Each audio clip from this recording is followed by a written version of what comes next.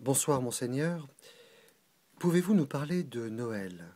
Bien, Noël approche, c'est tout près, et c'est la naissance de Jésus, et c'est ça qu'on a le plus oublié, puisque Jésus a été coiffé de un peu de Saint-Nicolas, mais surtout encore et plus différemment, plus laïquement du Père Noël, auquel on écrit des lettres, il n'y a que ça qui compte, et puis tous les cadeaux qui sont autour, et tout ça a fait une espèce de gonflement assez cancéreux qui absorbe les foules, et la naissance de Jésus disparaît.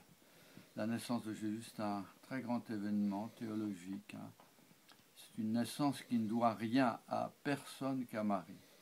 Après l'Annonciation, quand elle est revenue, elle est partie en hâte, sans prévenir personne, parce que ce qu'elle avait reçu était trop énorme, et Dieu a voulu la sauver de toutes les questions qui l'auraient assaillie.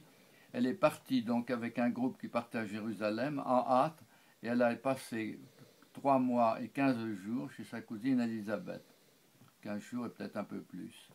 Et quand elle est revenue enceinte de 3 mois et demi, sinon 4 mois, eh bien elle a dit à Joseph, donc tu es toujours d'accord, parce que voilà ce qui m'est arrivé. Elle lui a raconté le premier, l'Annonciation, qu'elle a eu souvent raconté depuis, et que nous avons gardé dans l'évangile de Luc. Alors, elle lui a dit, Joseph, donc tu es toujours d'accord pour être mon protecteur? Joseph lui dit, écoute Marie, non, honnêtement, il ne serait pas juste que je me donne comme le père d'un homme qui est donné du ciel à toi seul et qui ne vient pas de moi. Donc je suis obligé de te laisser. Et alors c'est ça qui s'est arrangé par lorsque Joseph a reçu la fameuse annonce de l'ange. Ne crains pas de prendre Marie pour ton épouse, elle est déjà son épouse par la première phase du mariage. Ne crains pas de prendre Marie ton épouse, car, et c'est là que les petites prépositions grecques qui sont là et qui ont été bien expliquées par Pelletier dans Recherche sur sciences religieuses il y a une trentaine d'années, dit bien que ce qui est né en elle soit de l'Esprit Saint, c'est toi qui lui donneras le nom de Jésus et qui sera son père adoptif. Il n'y a pas les mots de son père adoptif, mais enfin j'abrège la suite.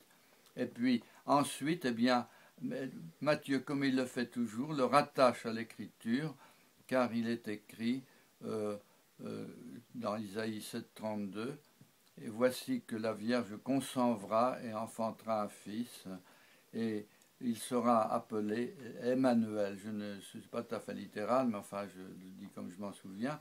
Il sera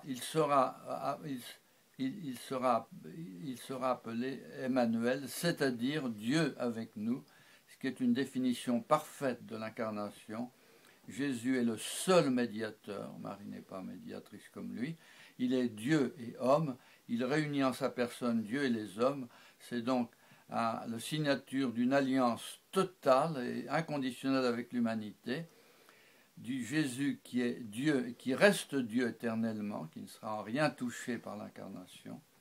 Bien, il vit l'incarnation, c'est-à-dire qu'il entre dans le temps à partir de l'ovule de Marie. Il entre dans le temps, il sera soumis à tous les aléas, à toutes les misères, les tortures et les souffrances du temps. Donc, cet ovule se multipliera, il naîtra dans la grotte de Bethléem, c'est ce que nous fêtons à Noël, et puis après, il croîtra dans la vie cachée d'une façon très obscure, et après cela, eh bien, il entrera pour 2 ans et demi dans cette vie publique qui finira parce qu'il sera la proie dès le début des oppositions des hommes.